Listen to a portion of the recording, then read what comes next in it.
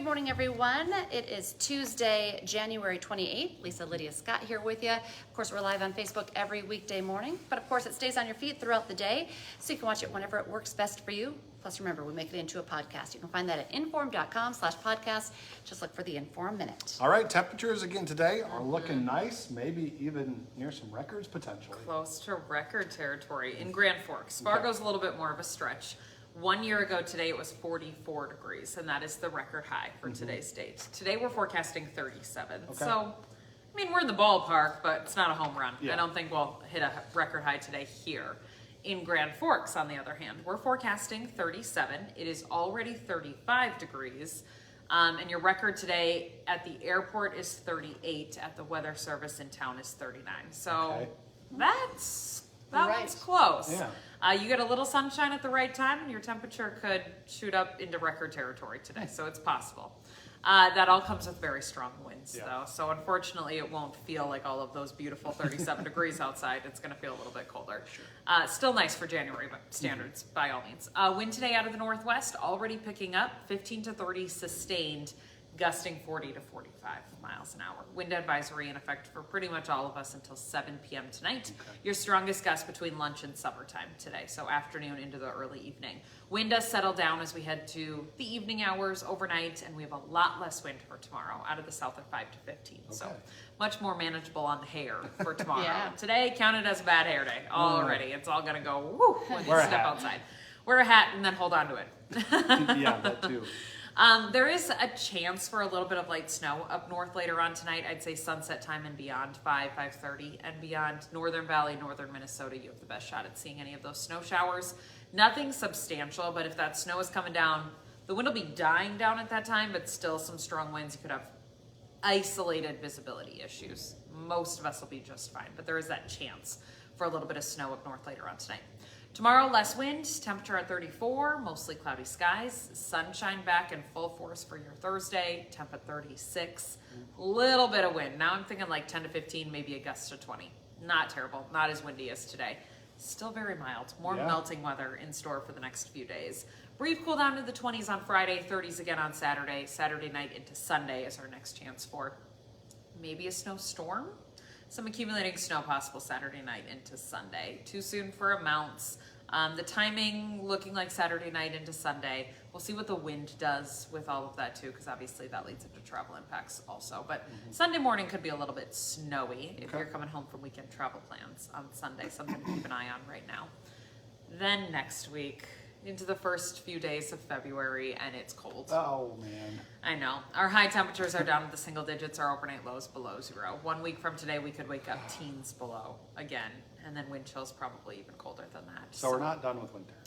We are not done with winter. Although it is the end of January, and we're on this like mild, almost spring-like stretch, and we were Yeah. so cold last week, so it feels like, all right, We're done. done. We did that. I felt like a little bit of spring fever even I yesterday. know. I was like sunny, melting snow. Yeah, just things are dripping. Yes. The roads are wet but in good shape, and it just is that mood booster, that Yeah. vitamin D booster, and then you look at the forecast. Just kidding. Crash. Sorry. Yeah. Soak up these next couple of days. I think Thursday looks really nice. Cool. I did mention the record high for today is from 1 year ago. We had a really warm stretch to end January last year. Facebook Live. Hi. Morning. Good morning. Morning. I'm just not talking to thin air. To end last year, we had temperatures obviously into the 40s. The last day of January, so January 31st last year, we were in the 50s. It was either 51 or 52. I can go look and tell you, but it was either 51 or 52. It was Yeah. warm to Crazy end for this January summer. last year. So we're kind of doing that again, and then February happens and Yeah. temperatures drop. So. All right. All right, that's all. Sounds good. Thanks, guys. Yep. Happening today, a pretrial hearing for a Thief River Falls man accused of murdering someone outside of DigiKey, a story we've been tracking for you for quite some time. 33-year-old Jorge Benitez Estremera is charged with first-degree murder for the death of 61-year-old Stephen Opdahl. He's accused of beating Opdahl, a DigiKey employee, to death in May of 2023. If he's found guilty, he's facing life in prison. A Fargo man will be sentenced in April after pleading guilty to murdering a woman. 62-year-old Randy Duffy was arrested back in June after his longtime on-again, off-again girlfriend, 59-year-old Jody Campbell, was found dead in her apartment. According to court documents, Duffy told police he choked her too long after fighting over meth. The The terms of that plea agreement have not been made public. Today, a Grand Forks man is appearing in federal court for a change of plea hearing. He's charged with robbery for a string of alleged thefts and break-ins during the summer of 2024.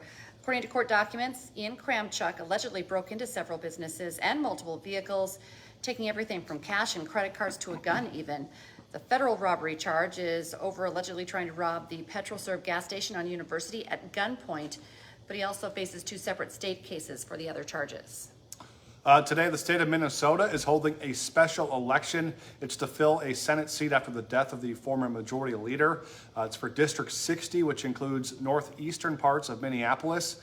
Today's vote will break the 33-33 tie that is in the Senate. Grand Forks city leaders took the next step in potentially bringing a high-end resort to the city. The city council voted 4-3 to approve a letter of intent from the Turtle Mountain Band of Chippewa. The tribe bought land along the southwest edge of Grand Forks with hopes of building a casino. The letter of intent signifies that the city will partner with the tribe as it seeks approval from other entities.